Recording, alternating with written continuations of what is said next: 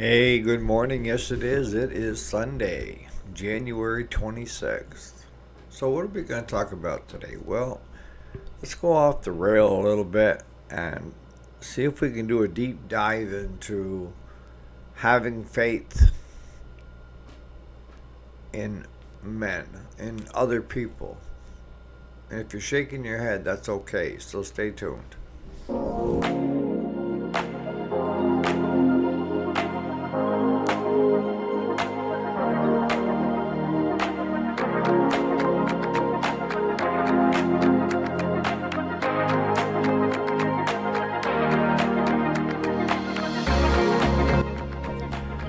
Alrighty, welcome back. If you didn't already know it, my name is Eric, and yes, this is the weekend. We do the weekday, Monday through Friday, which is usually business, and then on the weekends, we kind of go off the rail. Today is that day, it's the weekend. And what are we talking about today? Well, it's how do people get to the point of where they lose faith in their fellow man that they won't ask for help? And what I can tell you is it's not something that happens like that. At least not in my case. And what led up to me not asking for help. I mean, I can deep dive and go all the way back to when I was a child. And after losing my mom, my dad was up against a lot of crap. You know, he was trying to be a single parent and raise four of us kids, actually five. And I lost faith in other people because I used to, and I swore I would never do it to my kids, and I never did. And that is to promise your child that you're going to do something and then not do it. And you say, well, that's really petty if you have to go that far back. But for most people, that is where it stems from. You know, parents are so easy to just promise whatever to their kid, thinking, it's an innocent thing. It's nothing major, right? It can be. You could be setting up your child for disaster of where they're not willing to ask others for help. Where we used to get into a lot of problems was you give me a fishbowl, a body of water of any creek, and I was happy. I was thrilled. And I could spend all day long doing it.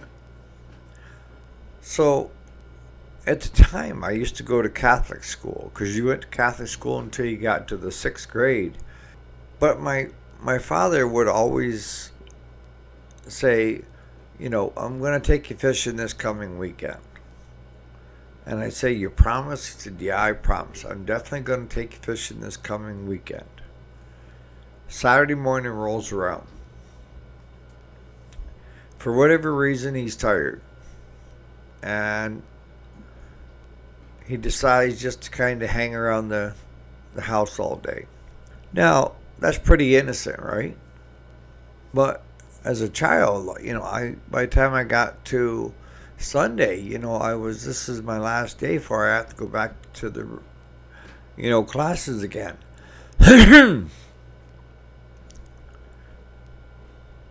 And he would do the same thing. Well, hey, buddy, we'll do it next weekend. Things come up. And things always came up with my father that may have been more important to him, but they weren't to me. And what ended up happening is after a while, I got tired of being let down. I stopped asking. Why ask and get your, all excited about it only to have it flop again? You know, what do they say? Fool me once, shame, shame on you. Fool me twice, shame on me for falling for it again. And that was my attitude. And I was in the sixth grade at the time. But it wasn't, I'm going to try my best, buddy, to get you fishing this weekend. It was, I promise, I'll take you fishing. And that stuck with me, you know, that I knew when I grew up, one of the things that I would never do with my kids is promise them anything unless it was 110% sure bet guaranteed. And I didn't want them to lose faith in me like I did my own father. See, he passed away when I was in the sixth grade. The sixth grade. Of a heart attack. So I ended up moving in with my grandparents. But we left on not so good of terms, too. I mean,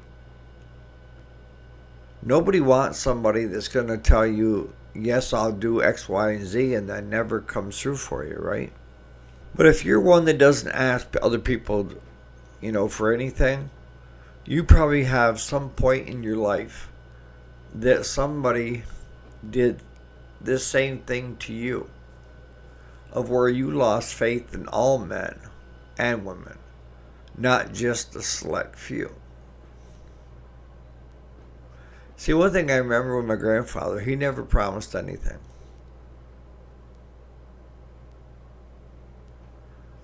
If he said we're going to do something, hell and high water, when we were going, right?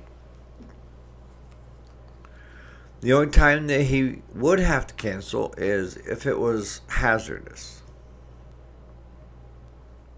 Other than that, you could rely on my grandfather. And my grandmother too. If she said it, she meant it. And that was one thing that I instilled in my kids. You know, because my kids are always talking about, promise me, Dad, promise me, Dad. No, I'm not promising you squat. We will try to do our best to go fishing this weekend. And if I got the promise, I'd say no, I can't promise. Unless I was 110% sure I was going to follow through. I did not want to let my child down. I did not want to skew my child's outlook on life, of not being able to rely on other people. Because the real fact is, you can rely on other people.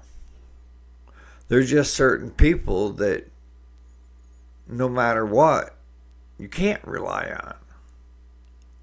And that's okay, as long as you know that ahead of time. See, that's one of the things that I've learned from my recent medical stuff, is I've had to rely on other people. And what I can tell you is the people that I've relied on have shined in my eyes. They went above and beyond. Even though I was skeptical. You know, you hear me say, I would always be the first one there to help somebody if they needed it. But if I needed help, if I couldn't do it, I would just forget it. There's no sense in asking somebody else and then being let down. But I got put into a position of where I have to ask people.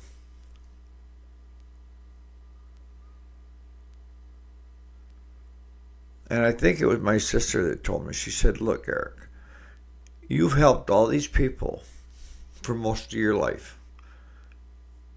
No questions asked, nothing in return. Allow them the chance to return the favor. And I'm telling these people that are helping me, I got to repay you somehow. And they're like, no, we enjoy helping you. That's one of the things that all of this was positive out of all of this. And that is, you can rely on other people. I just don't want you to be 62 before you come to the realization of that. There's always going to be people in your life that, no matter what, will let you down. And you have to realize who that person is and understand you can't take anything they tell you as gospel. And why ask them if they're not going to be able to do it for you, even though they promised to do it? You're just setting yourself up. But that doesn't mean the other 98% of the people shine. Stop asking the 2%ers. But a lot of times, what comes around goes around, right? And you have the thing paying it forward, and there's so many things. But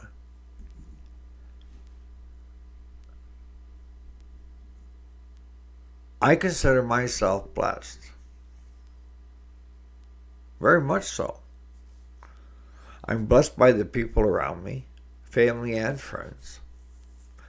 My whole neighborhood has risen to the occasion of how can we help you? And you have to remember, the surgery was on the 12th of November, 12th of December, almost three months out. And I still have restrictions. I still can't lift over 5 pounds. They don't want me driving very far from the house. I still have the life vest on. I have problems with doing simple tasks. Every one of those things requires me asking someone to help. I have rehab coming up Tuesday for my second session.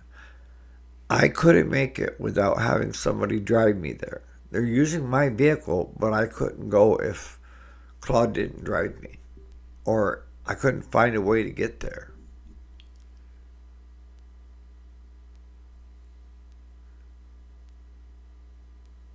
There's a lot of things I still can't do. And I'm wondering if he's done that to me, the Lord, to show me you can count on other people. It's just you were looking in the wrong place. The only sad thing about all of this is that I didn't learn this 30, 40 years ago. Because I could have had a better ride. I wouldn't change anything. I've got great kids. I got great grandkids.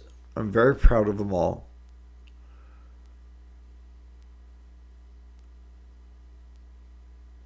And I'm okay with where I am in life. And I'm really super happy that I got a second chance at life through this whole incident. And I wouldn't have met you guys if I didn't do all these things. Right? I mean, you guys have been very supportive. Everybody has.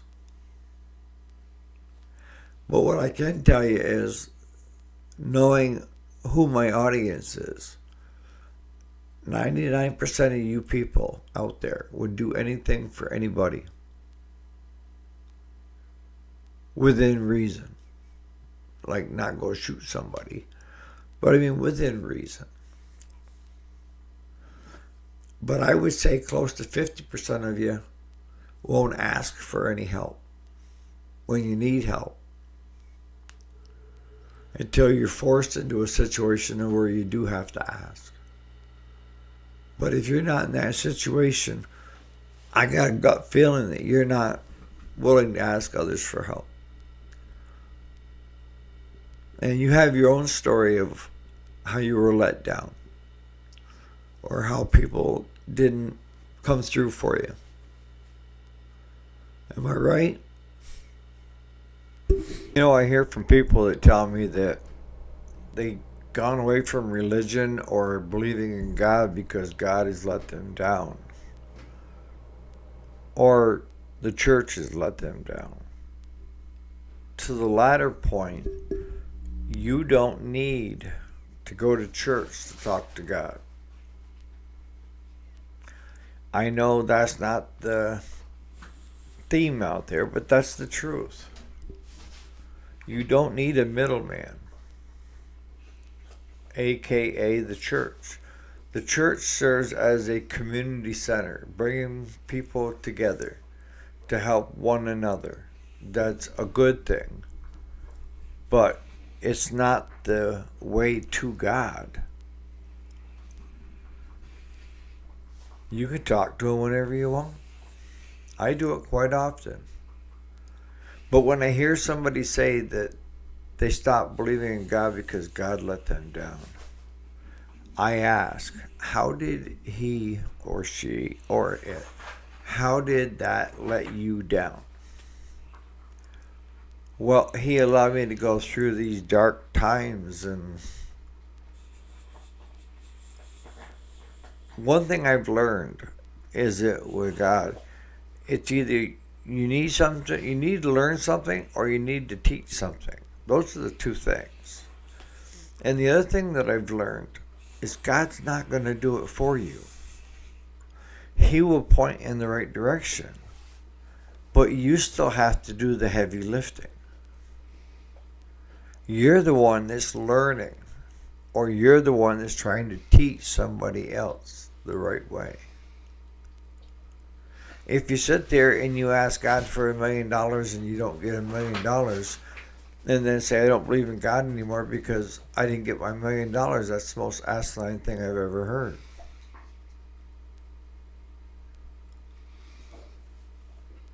Because God doesn't work that way. God is not the central bank.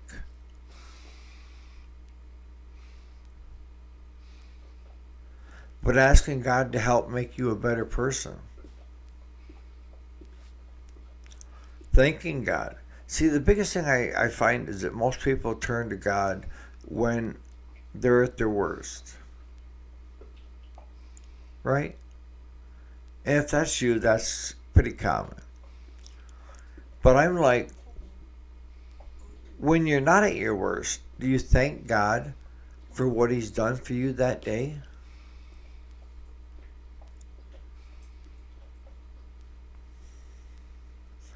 I mean, if things are going pretty good,